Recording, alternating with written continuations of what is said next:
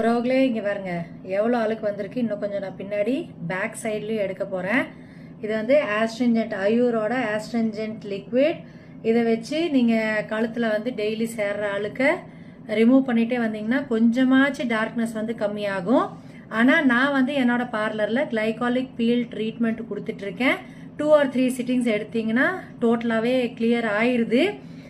நீங்கள் தூரமாக இருக்கீங்க, என் பார்லருக்குலாம் வர முடியாது அப்படின்னா கிளைகாலிக் க்ரீம்ஸ் ஏதாச்சும் யூஸ் பண்ணுங்க. கிளைகாலிக் 6% அந்த மாதிரி க்ரீம்ஸ் வரும், அதை யூஸ் பண்ணுங்க. அதை யூஸ் பண்ணீங்கனாலே சரியாயிரும்.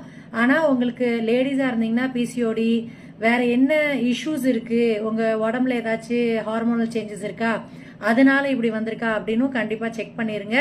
மொட்டையா நீங்க வந்து உள்ள பிரச்சனையை வச்சுட்டு வெளியே வந்து எக்ஸ்டர்னல் ட்ரீட்மெண்ட் ஏதாச்சும் டாக்டர்கிட்ட போறதோ இந்த மாதிரி க்ரீம்ஸ் யூஸ் பண்றதோ பண்ணிட்டு இருந்தீங்கன்னா அது வந்து சரியே ஆகாது.